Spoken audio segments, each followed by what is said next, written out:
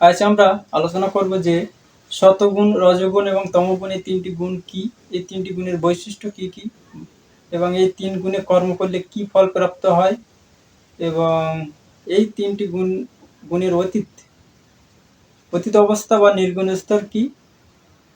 তো বন্ধুরা, শুরু করা যাক। গীতার 14 অধ্যায় অর্থাৎ গুণত্রয় বিভাজ্য। তো এখানে ভগবান বলছেন, হে মহাবাহ অর্থাৎ হে অর্জুন, জড়া প্রকৃতি থেকে জাত সত্য, রজ ও তম এই তিনটি গুণ এই দেহের মধ্যে অবস্থিত অব্যয় জীবকে আবদ্ধ করে। অর্থাৎ প্রতিটি জীবকে জড়া প্রকৃতি থেকে উৎপন্ন সত, রজ ও তম গুণ আবদ্ধ করে বা বন্ধনে বেঁধে ফেলে, যে কোনো তিনটি গুণের মধ্যে দিয়ে জীব প্রবাহিত হয়।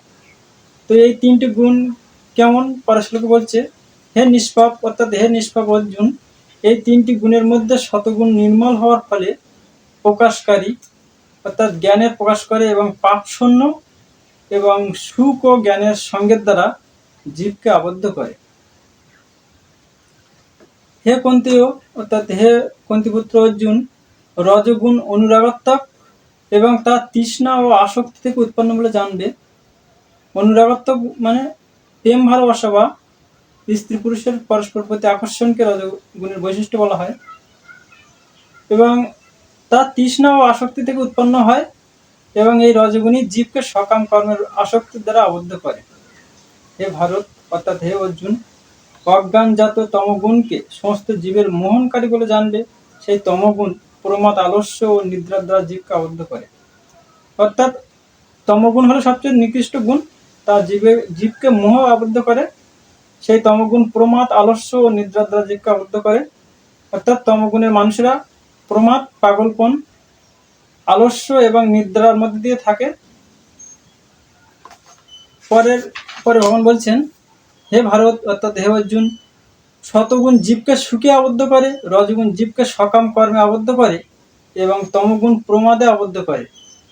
হে ভারত, রজ ও তমগুণকে পরাভূত করে শতগুণ প্রবল হয়। অর্থাৎ শতগুণ যখন কেউ আকৃষ্ট হয়, তখন সে রজ ও তমগুণকে পরাভূত করে, অর্থাৎ তাকে সেই দুই গুণকে পরাজিত করে।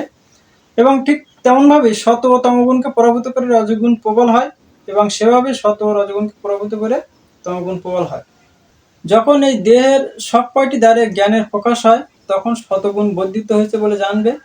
হে ভরতশ্রেষ্ঠ, রজগুণ বর্ধিত হলে লোভ প্রবৃত্তি, কর্মে উদ্যম ও দুধর্মনীয় স্পৃহা বৃদ্ধি পায়। অর্থাৎ রজগুণে লোভ প্রবৃত্তি এবং কর্ম উদ্যম এবং দুধর্মনীয় স্পৃহা অর্থাৎ আকাঙ্ক্ষা বৃদ্ধি পায়। হে কুরুনন্দন, তমগুণ বর্ধিত হলে অজ্ঞান, অন্ধকার, নিষ্ক্রিয়তা অর্থাৎ কর্ম নিষ্ক্রিয়তা এবং প্রমাদ ও মোহ উৎপন্ন হয়। যখন শতগুণ বৃদ্ধিপ্রাপ্ত কালে দেহধারী জীব দেহত্যাগ করে, অর্থাৎ কেউ শতগুণে কর্ম করতে করতে দেহত্যাগ করে, তখন তিনি মহর্ষিদের নির্মল উচ্চতর লোকসমূহ লাভ করেন। অর্থাৎ ব্রহ্মালোক বা প্রজাপতি লোক বা মহর্ষি লোক বা ঋষিদের একটি লোক আছে, সেই লোক বা স্বর্গলোক তখন সে প্রাপ্ত হয়। এবং রজগুণে মৃত্যু হলে কর্মসক্ত মনুষ্যকুলে জন্ম হয়, অর্থাৎ পৃথিবীতে জন্ম হয়। তেমনি তমগুণে মৃত্যু হলে পশুজনিত জন্ম হয়, মূলজনিত সুজায়িত অর্থাৎ পশুজনিত জন্ম হয় বা বিভিন্ন পশুর হিসেবে জন্মগ্রহণ করে। সুকৃতি সম্পন্ন সাত্ত্বিক কর্মের ফলকে নির্মল, রাজসিক কর্মের ফলকে দুঃখ এবং তামসিক কর্মের ফলকে অজ্ঞান বা অচেতন বলা হয়। শতগুণ থেকে জ্ঞান, রজগুণ থেকে লোভ এবং তমগুণ থেকে অজ্ঞান, প্রমাদ ও মোহ উৎপন্ন হয়। দেহধারী জীব এই তিন গুণ অতিক্রম করে জন্ম, মৃত্যু, জরা ও দুঃখ থেকে বিমুক্ত হয়ে অমৃত ভোগ করেন।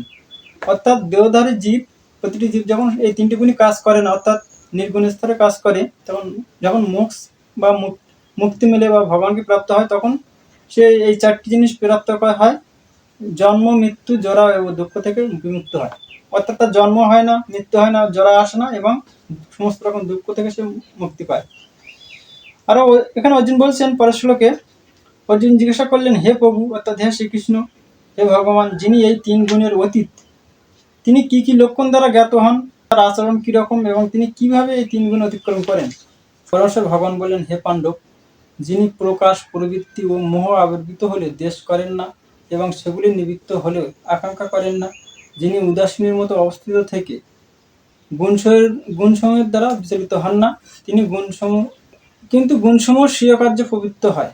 যিনি মোহ আবির্ভূত হলেও দেশ করেন না, হিংসা করেন না, বা প্রকাশ প্রবৃত্তি ও মোহ আবির্ভূত হলেও হিংসা করেন না, এবং সেগুলো চলে গেলেও নিবৃত্ত হলেও বা চলে গেলেও তিনি আকাঙ্ক্ষা করেন না বা পাওয়ার জন্য, এবং উদাসীনের মতন থেকে গুণসমূহ দ্বারা বিচলিত হন না, অর্থাৎ শত রজতম গুণের দ্বারা প্রভাবিত হন না, কিন্তু গুণসমূহ স্বীয় কার্যে প্রবৃত্ত হয় এভাবে জেনে অবস্থান করেন এবং তার দ্বারা চঞ্চলতা প্রাপ্ত হন না, অর্থাৎ তিনটি গুণের দ্বারা তিনি মোহ বা চঞ্চলতা প্রাপ্ত হন না।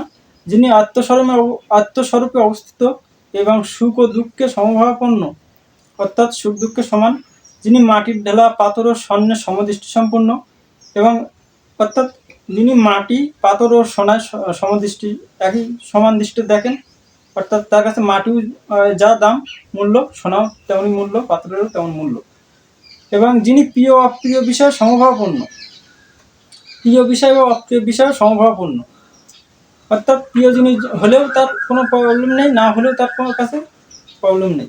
যিনি ধৈর্যশীল এবং নিন্দা স্তুতি মান ও অপমানে সমভাবাপন্ন, অর্থাৎ নিন্দা করলেও তার মান অপমান বা স্তুতি করলেও সে সমান থাকেন, এবং যিনি শত্রু ও মিত্র উভয়ের প্রতি সমভাবাপন্ন, অর্থাৎ শত্রু এবং মিত্র উভয়কে সমান দৃষ্টিতে দেখেন, এবং যিনি সমস্ত কর্মোদ্যম পরিত্যাগী, তিনি গুণাতীত বলে কথিত হন। উদ্যম অর্থাৎ কর্মের দুধর্মীয় স্পৃহা বৃদ্ধি পায় বা প্রচুর কর্ম করেন না, এগুলো রাজস্বিক মানুষরা করেন, তো এইগুলি হলো গুণাতীত বলে কথিত হয়, ভগবান বলছেন।